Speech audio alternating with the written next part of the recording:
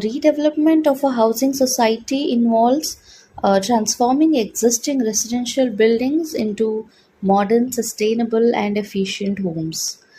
Over 20,000 housing societies, 17,000 accessed buildings, and over 3,000 MADA structures are waiting for the redevelopment proposals.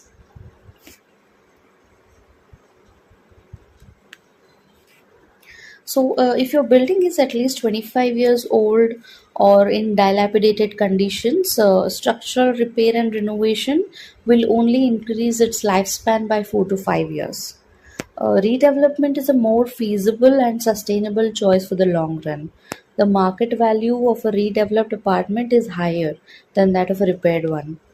A redeveloped building offers wider, cleaner, newer living spaces for the residents and thereby, raising their standard of living.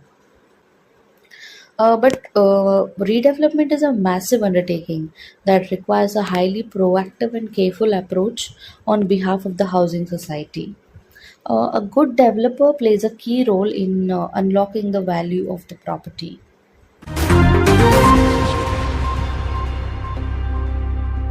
The initial stage involves establishing a society committee consisting of members from the housing society at special general body meeting or SGM, during which the committee responsible for overseeing the entire redevelopment process convenes to discuss the bylaws.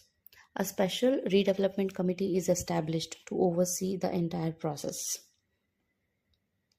Post this, the society committee will select a project consultant to lead them through the redevelopment process. The consultant will aid in preparing the required paperwork, obtaining quotes from contractors, and securing the necessary permissions. The committee must request proposals from a minimum of 5 architects of PMC and present their proposals to the members before selecting one of them in another SGM. The architect or PMC will deliver a project feasibility report to the committee within 2 months of their appointment. This report will take into account factors like floor space index and transfer of development rights in relation to the overall residential area, communal spaces, gardens, and so on. Obtaining consent from society members is as it is very essential for the society committee to secure approval from a minimum of 75% of the society members in order to move forward with the redevelopment project.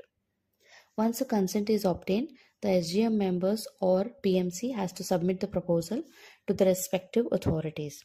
In this case, it can be Commissioner of Cooperation and Registrar or the Divisional Joint Registrar.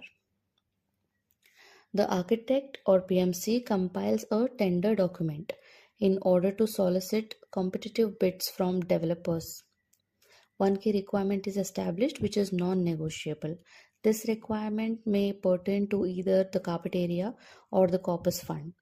During a subsequent SGM attended by developer representatives, all the tenders are openly deliberated in the presence of the members. Next step is choosing a developer.